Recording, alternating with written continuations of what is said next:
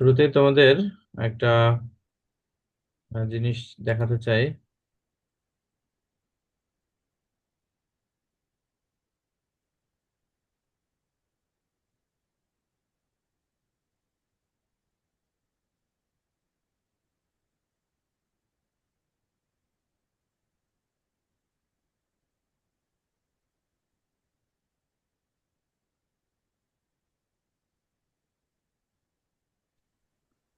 Sir আসসালামু আলাইকুম।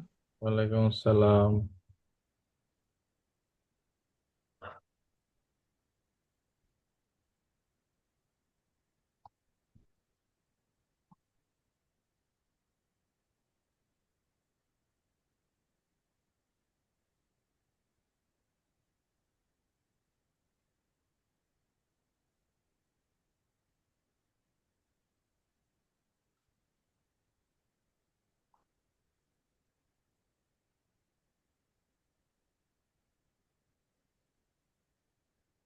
Screen share হয়েছে?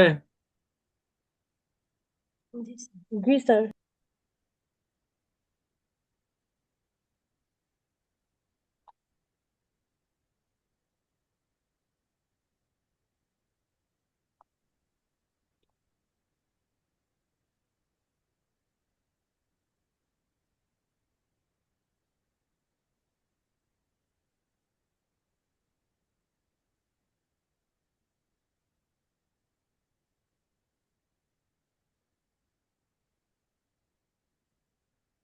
ওকে, এটা খুঁজে খুঁজে পেয়েছি।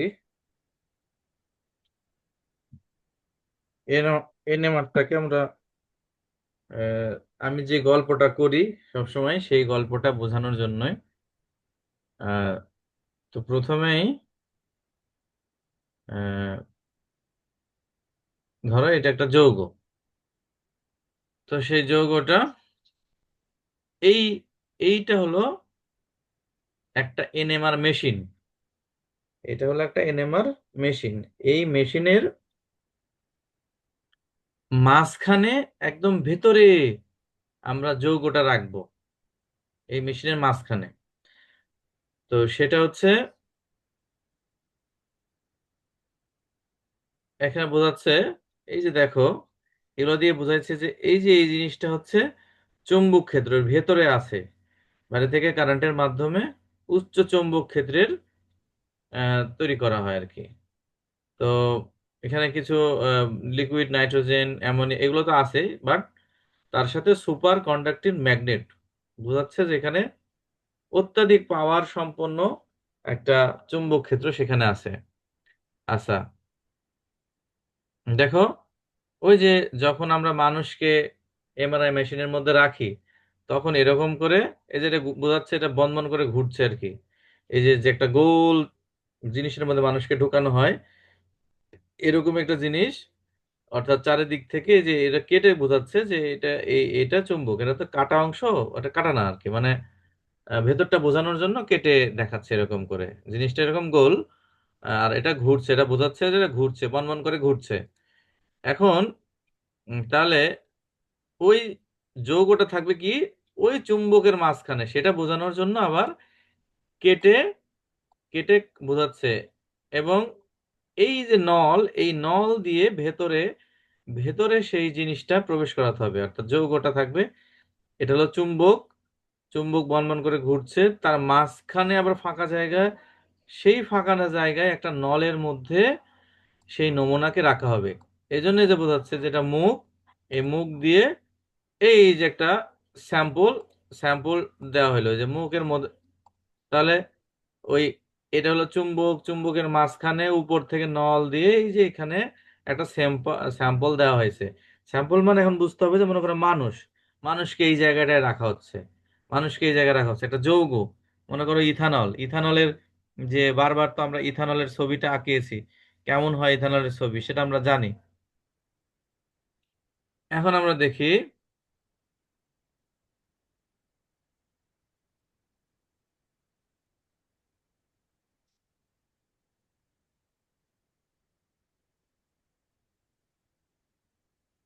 এখন এই হলো যৌগ। তাহলে এখানের মধ্যে যৌগ আছে, এই যৌগের চারিদিক দিয়ে চুম্বক আছে। এখন যৌগটা এখন বোঝাচ্ছে, এই দেখো ওই যৌগটার আবার সাইড দিয়ে আবার হচ্ছে কি আছে, একটা কয়েল আছে। সেই কয়েল দিয়ে কি হবে, সেই কয়েল দিয়ে কি হবে, রেডিও ফ্রিকোয়েন্সি কয়েল, অর্থাৎ এখান থেকে ফ্রিকোয়েন্সি বা এক ধরনের শক্তি প্রয়োগ করা হবে, তার উপর একটা শক্তি প্রয়োগ করা হবে, রেডিও ফ্রিকোয়েন্সির মানে লাইট সেখানে দেওয়া হবে। সব লাইট তো আমরা দেখতে পাই না, এটা ফ্রিকোয়েন্সি মনে করো। তারপরে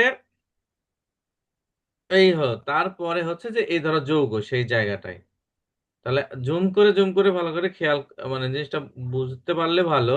এই হলো যন্ত্র, যন্ত্রের মাঝখানে আছে চুম্বক, চুম্বকের মাঝখানে আছে আবার হচ্ছে যৌগ, চুম্বকের মাঝখানে যৌগ রাখার নল, যৌগ সের মধ্যে দিয়ে দিলাম।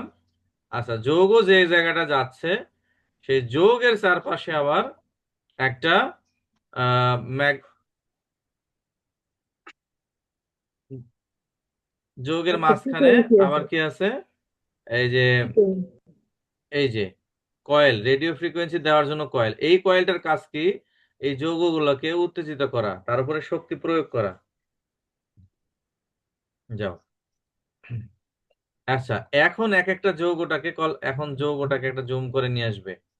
এখন এই হলো একটা যৌগ, এই যৌগটা কোন যৌগ, ইথানল। ইথানলের সংকেত কিরকম বলো তো, ইথানলের সংকেত কি? CH3 CH2OH। এই যে দেখো ভালো করে, এই যে এটা হলো কার্বন, এখানে একটা হাইড্রোজেন, এখানে একটা হাইড্রোজেন, এখানে একটা, এটা হলো CH3, এই পার্টটা হলো CH3, এখানে আছে দুইটা হাইড্রোজেন। এই যে দেখো এখানে হলো দুইটা হাইড্রোজেন, তার মানে CH2। আর এখানে আছে OH, এটা O এটা H। তাহলে এই যৌগটা কি কি যৌগের সংকেত? ইথানল। ইথানল। আচ্ছা, কেউ একজন বলো তো ইথানলে কয়টা সংকেত পাওয়া যাবে, কয় জায়গায় হবে, জিরো থেকে কয় জায়গায় হবে? দুই জায়গায়। কারণ এখানে ইথানলের মধ্যে কি দুই রকম প্রোটন আছে? না স্যার, তিন জায়গায় হবে। কিসের কিসের জন্য হবে? একটা CH3, একটা CH2 আর একটা OH। OH এর H। আচ্ছা বলো তো দেখি, OH এর জন্য কয়টা রেখা হবে?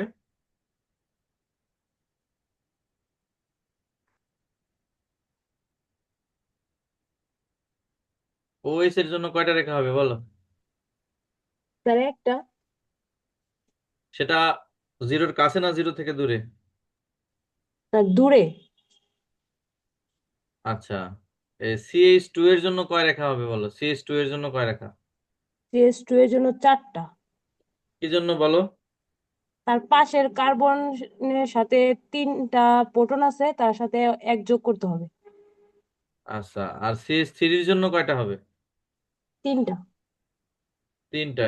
CH3 টা কোন জায়গায় হবে, জিরোর কাছে না জিরো থেকে দূরে? জিরোর কাছে হবে স্যার। ওকে, তার মানে আমি এখানে আমার যদি, যেহেতু স্ক্রিন দেখতে পাচ্ছ, তার মানে এখানে যদি জিরো হয়, প্রথমে হবে 3 রেখা CH3 জন্য, তারপরে 4 রেখা CH2 এর জন্য, তারপরে OH এর জন্য 1 রেখা। ঠিক আছে, নোট লেখা থেকে নেটটা কানেকশন অফ হয়ে যাবে আর কি। ঠিক আছে, এখন দেখো, জি স্যার। এখন আমরা এই পর্যন্ত আসলাম ভিডিও দেখতে দেখতে।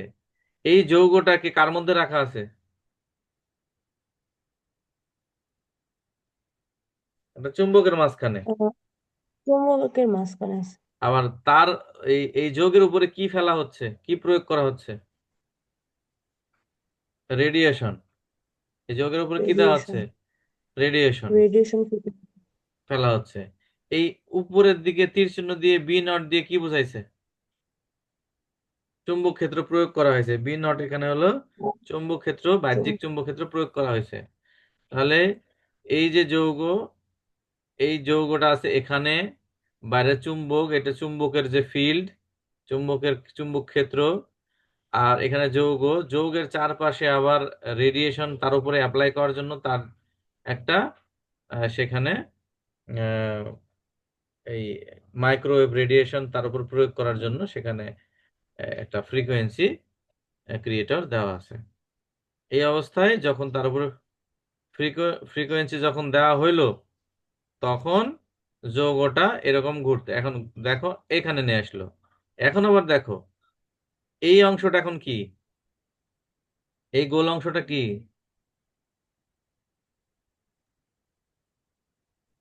এই যৌগটা যখন দেখালাম তখন কি বললাম, এখানে কি কি আছে? CH3, CH2OH। তাহলে এই ছোট ছোট গোলগুলা, এই যে হাইড্রোজেন। হাইড্রোজেন। হাইড্রোজেন মানে কি বলতে হবে, হাইড্রোজেনকে এখন কি প্রোটন। হিসেবে? Proton, proton. Very good. Proton. প্রোটনের কি আছে? একটা হাইড্রোজেনের ক্ষেত্রে একটা প্রোটন আছে। এই যে মনে করো প্রোটন, এই প্রোটনটা ঘুরছে।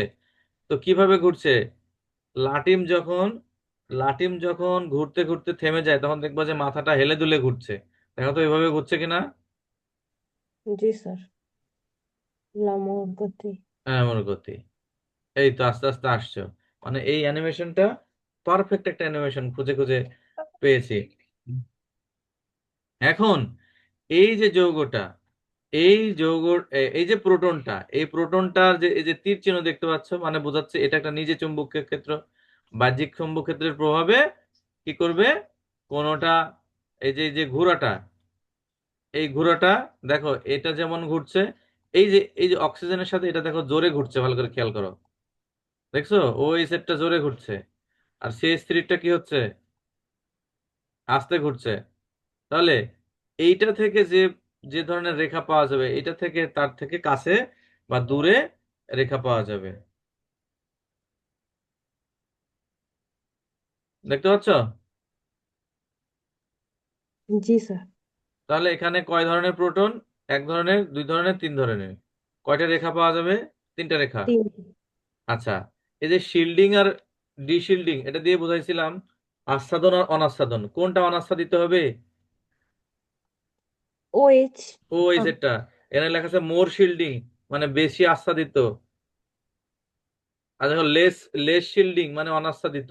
শিল্ডিং মানে আচ্ছাদন হওয়া। মোর শিল্ডিং মানে বেশি আচ্ছাদিত হওয়া।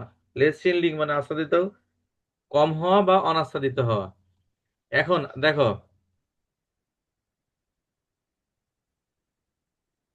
দেখো ঘোড়ার সাইজটা দেখে বুঝাইলো। আচ্ছা, এখন যৌগটাকে এভাবে রাখা হইলো বোঝার সুবিধার্থে। দেখো এটা জোরে ঘুরছে, এটা তার থেকে কম, এটা তার থেকে কম। এখন এই স্পিনটাকে একটা তরঙ্গের সাথে কল্পনা করছে, এই যে স্পিনটাকে তরঙ্গের সাথে কল্পনা করছে। সেখান থেকে এখানে একটা লেখা, এটার জন্য আরেক রকম রেখা, আর এটার জন্য আরেক রকম রেখা হইলো আর কি।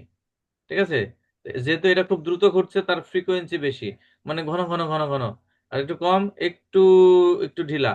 আর এটা যেহেতু আরো আস্তে ঘুরছে, তার এখানে দেখো বড় হচ্ছে, ফ্রিকোয়েন্সিটা বড় হচ্ছে টাইমের সাথে সাথে। এইখান থেকে শুরু করে এখন চলে আসলো কোথায়? দেখো এখানে একটা, এখানে একটা, এইখানে একটা। তাহলে কি তিন জায়গায় রেখা পাওয়া গেল? জি স্যার। আচ্ছা, এখন এই তিন জায়গার রেখা যখন আমরা এক লাইনে বসাবো, বলো কোনটা হলো জিরোর কাছে থাকবে? CH3।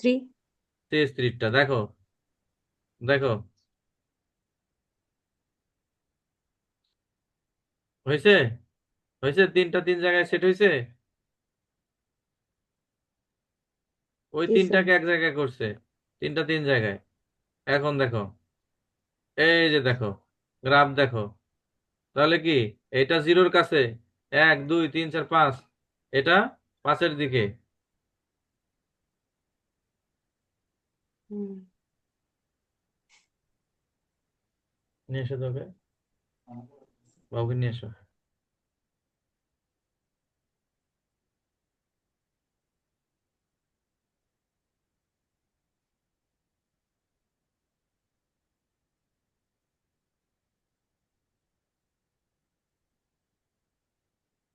আচ্ছা, এখন হলো মাল্টিপল মানে বহুত্ব।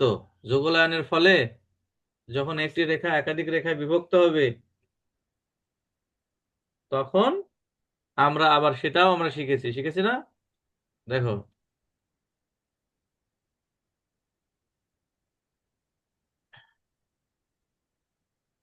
যেহেতু ম্যাগনেটের মতো কাজ করে, তারা ইনফ্লুয়েন্স করবে তার পার্শ্ববর্তী প্রোটনের জন্য। পার্শ্ববর্তী প্রোটনকে ইনফ্লুয়েন্স করবে। হুম। হুম। ওই যে যুগলায়ন, যে কাপলিং। হ্যাঁ, কোনোটা বিপরীতে কাজ করতে পারবে, কোনোটা পক্ষে, যে বাহ্যিক চুম্বক ক্ষেত্র তার পক্ষে, আবার কোনোটা বিপক্ষে। একটা দিকে পক্ষে বুঝাইছে, বিপক্ষে বুঝাইছে। তাহলে হতে পারে একটা বিপক্ষে, একটা বিপক্ষে হতে পারে একটা।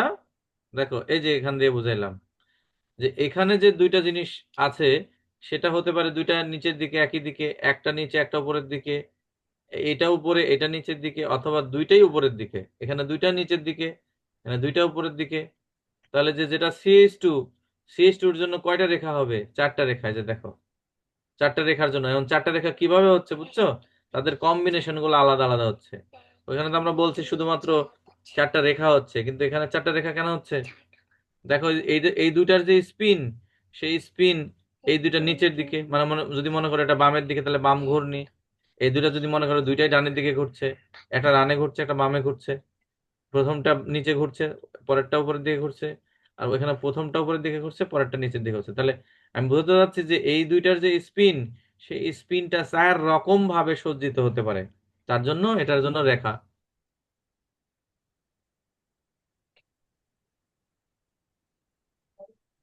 দেখো, দেখো, ভালো করে দেখো কিভাবে চারটা রেখা হয়। চার রেখা দেখো, এই যে দেখো, এই যে এখান থেকে জাস্ট এটা খেয়াল করো, এখানে চার রকম আছে। চার রকম থেকে কিভাবে ওইখানে রেখা চারটা কি জন্য হচ্ছে দেখো। দেখো তো, এটা বুঝতে পারছো কিনা? 1 3 3 1, 1 3 3 1।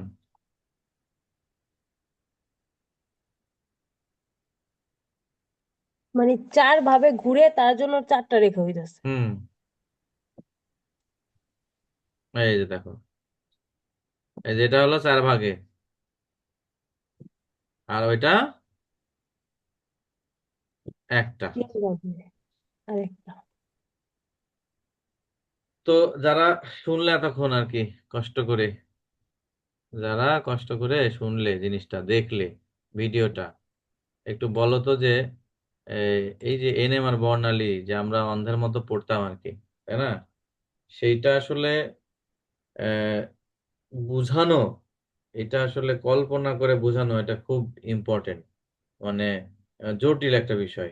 তো সেই ক্ষেত্রে অ্যানিমেশন তৈরি হয়েছে হয়তো, ইন্টারন্যাশনালি তৈরি হয়েছে হয়তো, আমরা ওইভাবে দেখার সুযোগ পাচ্ছি না। বাট হাতে কলমে যদি কোনো প্র্যাকটিক্যাল করা যাইতো, বা মেশিনটা যদি দেখতে পারতাম যে মেশিনটা কেমন, হ্যাঁ, কিভাবে কাজ করছে, একটা যৌগ দিলাম, যৌগ থেকে আমরা চিত্রটা পেলাম, তাহলে এগুলোর অন্ধের মতো পড়া লাগতো না। তা এখন তোমরা কি এই একটা যৌগের এনএমআর বর্ণালী কিভাবে সৃষ্টি হচ্ছে, বা পুরো গল্পটা কি বুঝতে পারলে কিনা? জি স্যার, আজকে অনেক ইজি হয়ে গেছে। আচ্ছা, তাহলে আজকে আবার আমরা ওই প্রশ্নে যাই। প্রশ্নে গিয়ে দেখি, কালকে যে কয়েকটা প্রশ্ন করছিলাম, আজকে এরকম ইম্পর্টেন্ট কিছু প্রশ্ন আমরা পড়ি। আজকে বেশি ইয়ে করবো না, এখান থেকে ইম্পর্টেন্ট কিছু প্রশ্ন নিয়ে আমরা আলোচনা করব। যেমন এখানে 6 7 প্রশ্ন পড়ার কথা আজকে। বি যুগলায়ন কি?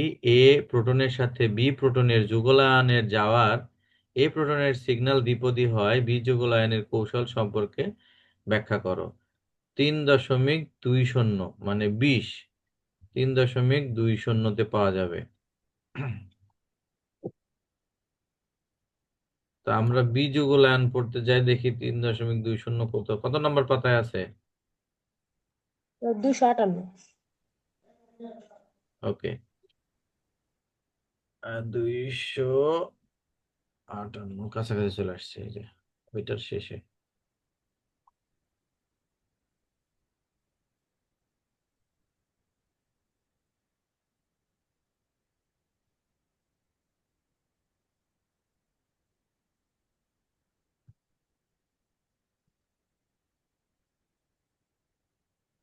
আচ্ছা, বীজগলয়ন কথাটা কি? আহ এখান থেকে শুরু হয়েছে বি যুগলায়ন। তা আমরা আহ, এখানে যুগলায়নটা বুঝেছি এবং স্পিন সিস্টেম বুঝেছি। সেটা হলো স্পিন বিযুগলীকরণ বাংলায়। বিষয়টা এরকম যে ধরো যুগলায়নের বিপরীত হলো বিযুগলায়ন। তো যুগলায়ন কখন ঘটে? আমরা জানি যুগলায়ন কখন ঘটে, যে একটা এখানে একটা ছবি দিয়ে বোঝাই। মনে করো, ধরো CH3 CH2OH, এটা। তাহলে এটার প্রভাবে এটার মধ্যে বিভক্তিকরণ ঘটেছে, 1 2 3 4। তাহলে এটাকে কি বলবো, যুগলায়ন না বিযুগলায়ন? যুগলায়ন। যুগলায়ন। তাহলে মনে করো আমরা বুঝাইলাম যে এখানকার হাইড্রোজেন গুলোর নাম দিলাম এ, আর এখানকার হাইড্রোজেন গুলোর নাম দিলাম এক্স। ফলে এর প্রভাবে এক্স এর মধ্যে যে বিভক্তিকরণ ঘটেছে সেটা হলো যুগলায়ন। ঠিক আছে।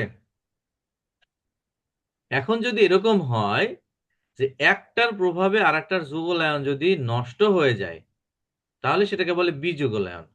তাহলে কোন নিউক্লিয়াস তার পার্শ্ববর্তী নিউক্লিয়াসের সাথে স্পিনের মিথস্ক্রিয়ার দ্বারা এনএমআর বর্ণালীতে যে বহুপদী সিগন্যালের সৃষ্টি হয় তাকে বলে যুগলায়ন। মানে একটা প্রোটনের প্রভাবে আর একটা প্রোটনের মধ্যে যে বিভক্তিকরণ ঘটে সেটাকে বলে যুগলায়ন। তাহলে যুগলায়ন তো বুঝলাম নাকি না? তাহলে জি বিযুগলায়ন স্যার। মানে যুগলায়নের উল্টা। বিযুগলায়ন উল্টা। তাহলে একটার প্রভাবে যে বিভক্তিকরণ হয়েছে এইটা যদি যুগলায়ন হয়, তাহলে একটার প্রভাবে তার যুগলায়ন গুলা যদি নষ্ট হয়ে যায় তাকে বলা হচ্ছে বিযুগলীকরণ। মনে করো যে সেখানে 3টা রেখা হওয়ার কথা, বাট তার পাশে কোনো একটা প্রোটন আসার ফলে এমন ইফেক্ট তার উপরে পড়লো যে তার এই যে বিভক্তিকরণ 3টা হওয়ার কথা ছিল, না হয় একটা হয়ে গেল, অর্থাৎ এটার মধ্যে যে বিভক্তিকরণ ঘটার কথা ছিল সেটা হইল না। তাহলে বিযুগলায়নটা কি? যুগলায়নের ঠিক উল্টা। বি- তাহলে মনে করে এখন ধরো এ আর এক্স, এখানে কি ঘটেছে, যুগলায়ন ঘটেছে, এখানেও বিভক্তিকরণ ঘটেছে, এখানে বিভক্তিকরণ ঘটেছে। এখন আমার যদি হয় এক্স এর প্রভাবে এর যুগলীকরণ নষ্ট হয়ে গেল, এখানে নষ্ট হয়ে গেল, অথবা এর প্রভাবে এক্স এর যুগলীকরণ নষ্ট হয়ে গেল, তাহলে সেটাকে কি বলা হবে? বিযুগলায়ন। বিযুগলীকরণ। বুঝতে পারছি বিযুগলীকরণ বিষয়টা কি? জি স্যার। আচ্ছা, এখন প্রশ্ন কি ছিল বলো? প্রশ্ন কি ছিল দেখো।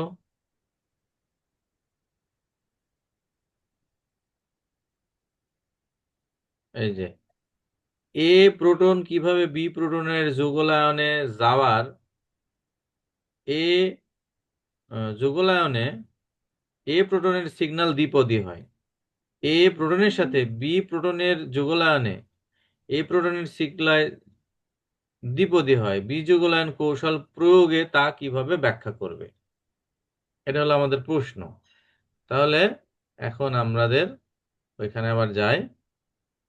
ও, এখন হলো যে নিচে, আহ, এখান থেকে শুরু করতে হবে এবার আবার। আচ্ছা, এখানে আবার আসি। তো অনেকগুলা এখানে উদাহরণ এখানে দেওয়া হয়েছে, যে বীজগুলানের উদাহরণ দেওয়া হয়েছে। তো আমরা এখানে একটু পড়ি।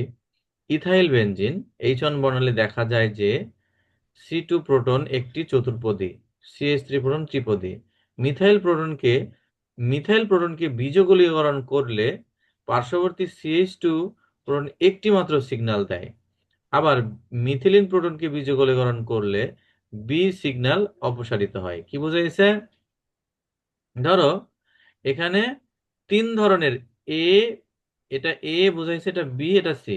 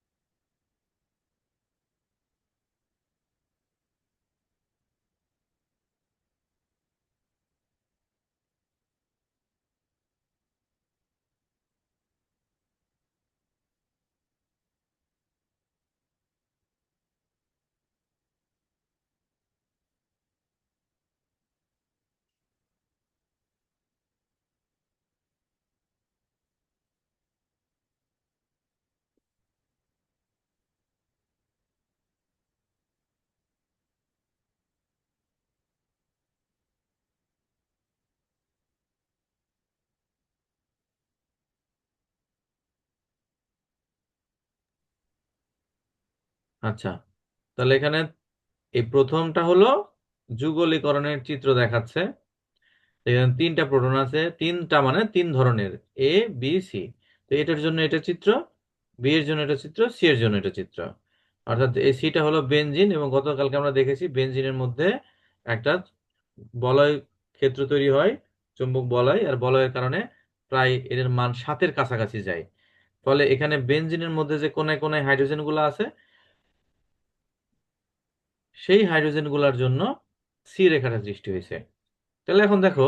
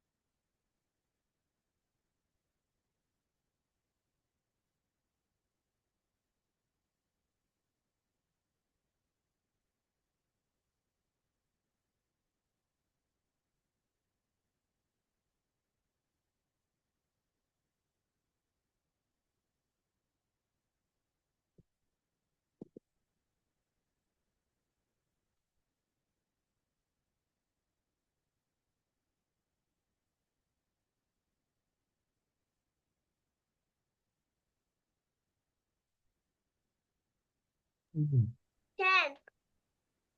এখন এ প্রোটনটা যদি তুমি না রাখো, এ প্রোটনটা যদি তুমি বীজগোলীকরণ করে ফেলে, এখন মাঝখানে যদি এই প্রোটনটা নাই থাকে, তাহলে এটার মধ্যে তো কোনো বিভক্তিকরণ আসবে না।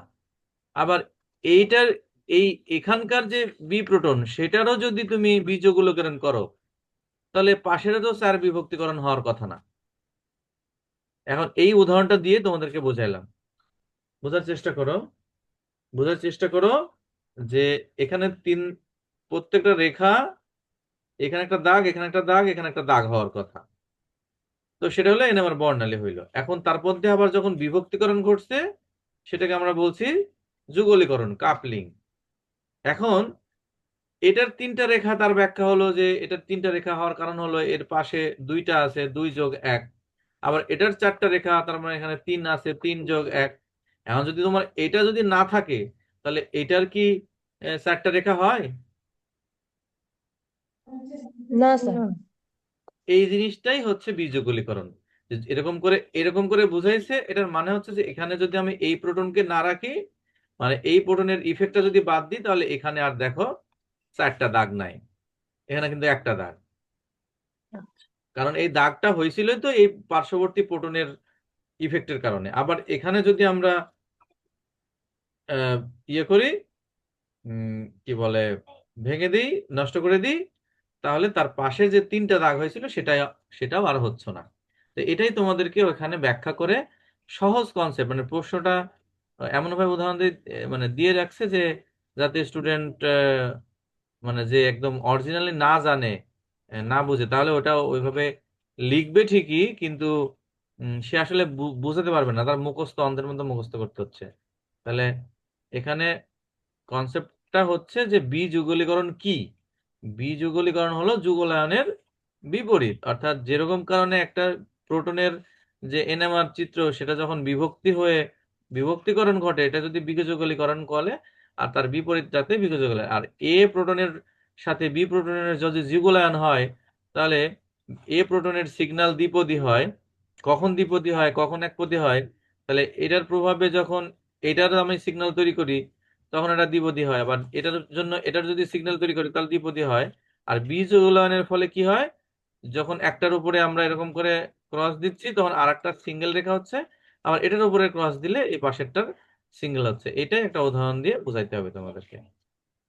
এখানে তিনটা তিনটা যৌগ লেখা হয়েছে, মানে তিনটা প্রোটন নিয়ে কাজ করছে। ওখানে তোমাদের তিনটা প্রোটন লাগবে না, যে কোনো দুইটা উদাহরণ আছে, এরকম একটা উদাহরণ দিলেও হবে।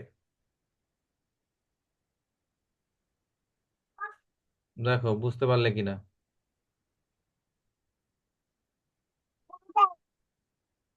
বীজগণিতকরণ কি বোঝা গেল কিনা?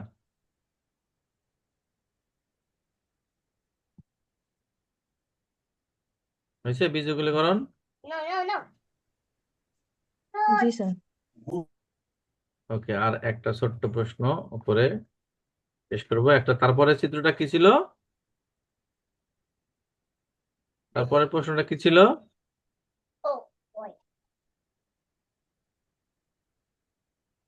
বলছে না। কি চিত্র ছিল তারপরে?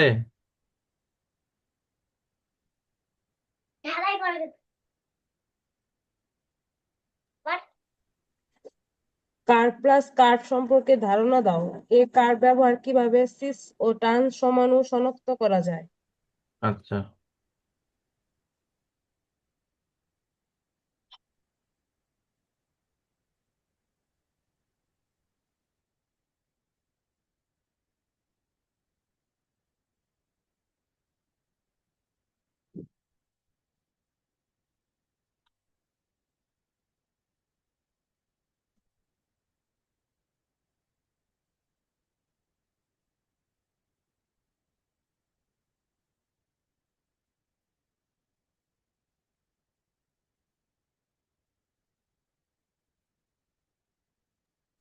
255 নম্বর পেজ।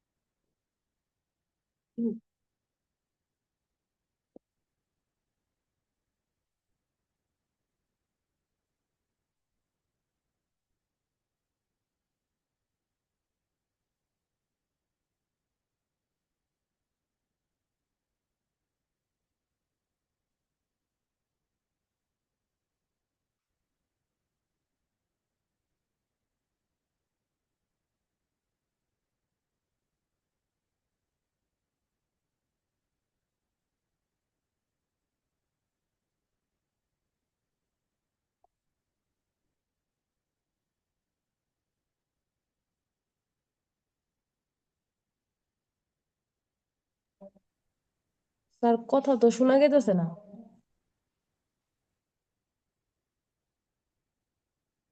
আরে শুনতে পাচ্ছ না? আমি মিউট করে দিছি, কখন খেয়ালই করিনি।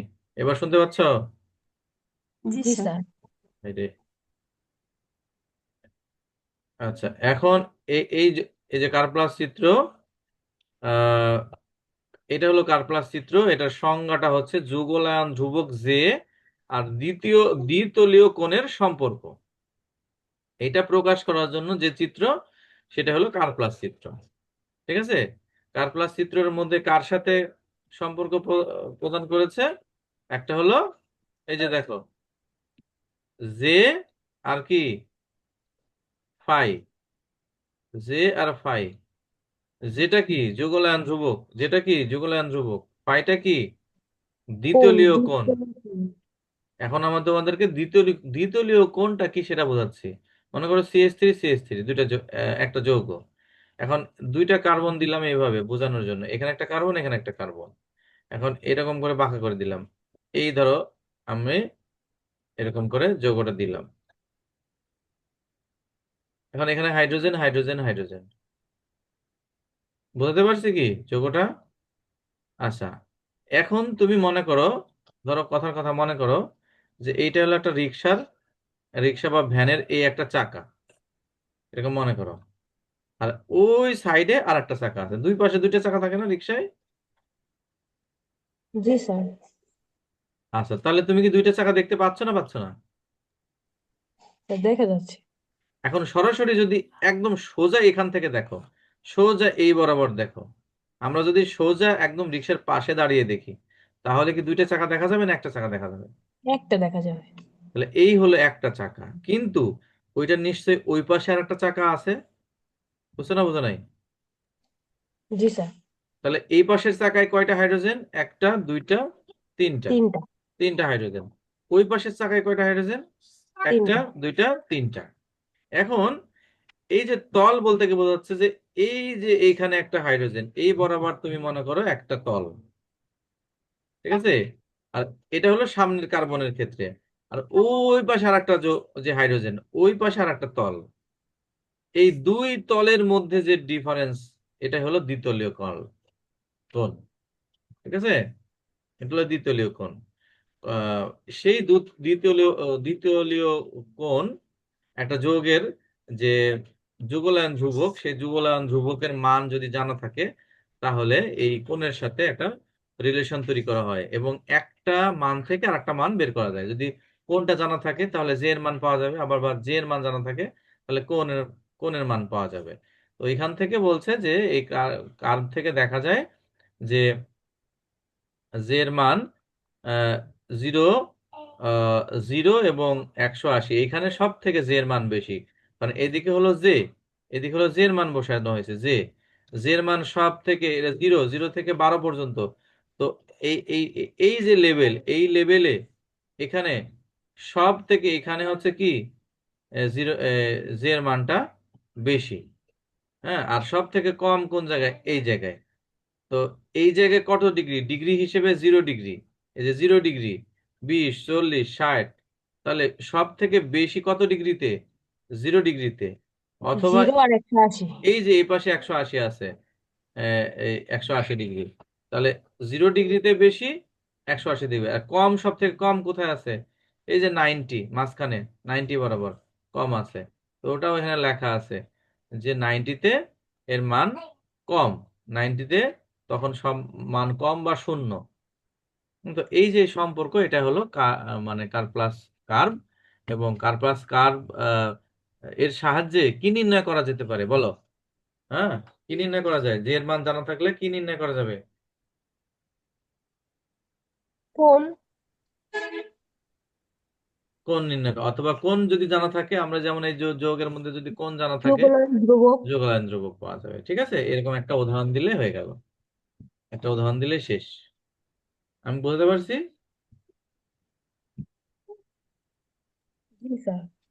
ওকে, তাহলে আজকে সিস বলো। ডিস্টেন্স। হ্যাঁ, ও একটা প্রশ্ন ছিল কি সিস্টান্স।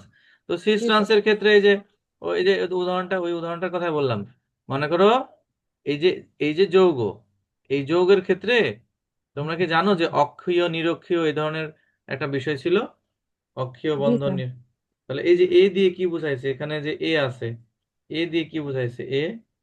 এ দিয়ে অক্ষীয় বুঝাইছে, ই দিয়ে কি বুঝাইছে? ওকে। নিরক্ষীয় বুঝাইছে, তাই না? তাহলে এখন কথার কথা, যদি একটা যৌগ সিস হয়, তাহলে সিস মানে আমরা তো সিস্টান্সের কনসেপ্টটা বুঝাইছিলাম এইভাবে। হ্যাঁ, এ ধরো এই পাশে একই জিনিস যদি একই দিকে থাকে, তাহলে আমরা কি বলতাম? সিস মনে করো এখানে ব্রোমিন আছে, এখানে ব্রোমিন আছে, তাহলে আমরা কি বলতাম? সিস। সিস। আসলে তো এইখানে আমরা উপরে নিচে দিয়ে বুঝাইতাম, কিন্তু আসলে তো এইটার সাথে এটার কোণের একটা সম্পর্ক আছে, আছে না? এই কার্বনটাকে সামনে মনে করো চাকার মতো, এই কার্বনকে পিছনে পিছনে মনে করো চাকার মতো। তাহলে যদি সিস হয়, তাহলে এইটার সাথে এইটা কি অবস্থা থাকবে? 0-তে, 0 ডিগ্রিতে থাকবে। আর এটাও যে পজিশনে আছে, এটাও সেই পজিশনে থাকবে, একই দিকে। কিন্তু যদি ট্রান্স হয়, তাহলে এটা এই প্রথম চাকার ব্রোমিনটা যে জায়গায় থাকবে, ওই যে এরকম গোল দিয়ে যদি বুঝাও, এই যে গোল, তাহলে মনে করো এখানে একটা ব্রোমিন আছে, তাহলে যদি প্রথম চাকার ব্রোমিনটা যে জায়গায় থাকবে, দ্বিতীয় চাকার ব্রোমিন কি ওই পিছনের চাকার ব্রোমিন কি ওই জায়গায় থাকবে না, ওই বরাবর? তাহলে না সিস হবে। জি স্যার। তাহলে যদি সিস হয়, তাহলে এই দুইটার মধ্যে কোন কত ডিগ্রি হবে? এই প্রথম চাকার সোজা আর দ্বিতীয় চাকার সোজা একদম ঠিক পিছনে, কিন্তু তাহলে কত ডিগ্রি? 0 ডিগ্রি। শূন্য। 0 ডিগ্রি। 0 ডিগ্রি হলে এই যে কার্প্লাস যে রেখায় শূন্যতে সব থেকে বেশি আর 180-তে সব থেকে বেশি। এখন যদি এটা ট্রান্স হয়, তাহলে কি নিশ্চয়ই তার পিছন বরাবর থাকবে? তার তো অন্য দিকে থাকবে। তো অন্য দিকে থাকলে কি তার এই যে যে মানটা, এই মানটা কম বেশি হবে না? জি স্যার। তো এই ডিগ্রি যদি ফাই যদি কম বেশি হয়, তাহলে তো জেও কম বেশি হবে। হ্যাঁ। ওইটাই এখানে এই যে বোঝাচ্ছে যে যখন সিস হয়, সিস সমানুতে তার যে ডিগ্রি, যে দেখো দুইটা একই রাখে, তাহলে তার যে ডিগ্রি ট্রান্স সমানুতে তো বিপরীত দিকে, তো তার তো সমান হবে না। ফলে সেই দুইটাকে তুমি সহজেই কি করতে পারবা? আলাদা করতে পারবা। প্রশ্নটা ছিল যে তুমি আলাদা করতে পারবে কিনা সেটা।